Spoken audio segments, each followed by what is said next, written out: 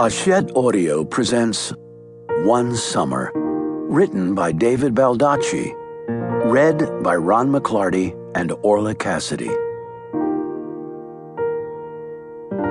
Dear listener, One Summer is a story of love, tragedy, second chances, fear, and uncertainty. It came to me in one breathtaking mind rush, unfolding like frames of film in my head, while I was waiting for my son's Catholic confirmation ceremony to start. It is the tale of a love so strong that nothing, absolutely nothing, can break its bonds. So important was this story for me that I put everything else aside and wrote it. The words pouring out of me so fast, it felt like someone else was telling me what to write. In the end, we are all survivors, even in death.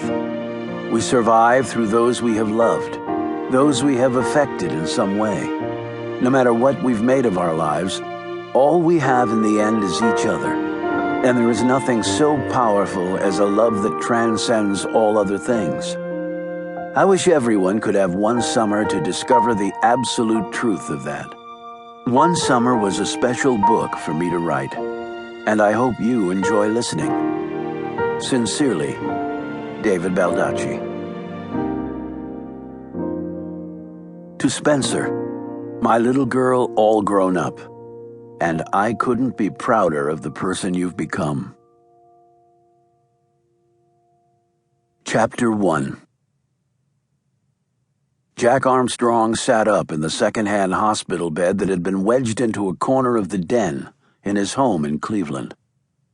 A father at 19, he and his wife Lizzie had conceived their second child when he had been home on leave from the Army. Jack had been in the military for 5 years when the war in the Middle East started. He'd survived his first tour in Afghanistan and earned a Purple Heart for taking one in the arm. After that, he'd weathered several tours of duty in Iraq, one of which included the destruction of his Humvee while he was still inside. That injury had won him his second Purple, and he had a Bronze Star on top of that for rescuing 3 ambushed grunts from his unit and nearly getting killed in the process. After all that, here he was, dying fast, in his cheaply paneled den in Ohio's Rust Belt. His goal was simple: just hang on until Christmas. He sucked greedily on the oxygen coming from the line in his nose. The converter that stayed in the corner of the small room was on maximum production, and Jack knew that one day soon it would be turned off because he'd be dead. Before Thanksgiving, he was certain he could last another month. Now, Jack was not sure he could make another day. But he would. I have to. In high school, the 6'2", good-looking Jack had varsity lettered in 3 sports, quarterback the football team, and had his pick of the ladies. But from the first time he'd seen Elizabeth Lizzie O'Toole, it was all over for him in the falling in love department. His heart had been won perhaps even before he quite realized it.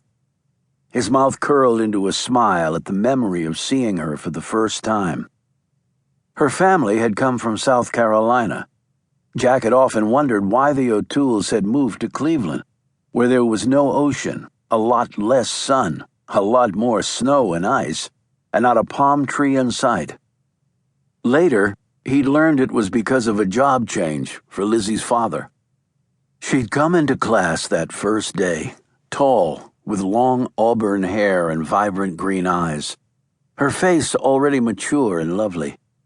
They had started going together in high school and had never been separated since, except long enough for Jack to fight in 2 wars. Jack, honey. Lizzie was crouched down in front of him.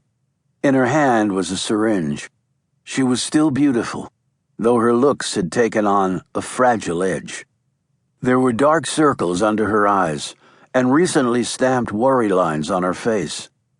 The glow had gone from her skin, and her body was harder, less supple than it had been. Jack was the one dying, but in a way she was too. It's time for your pain meds. He nodded.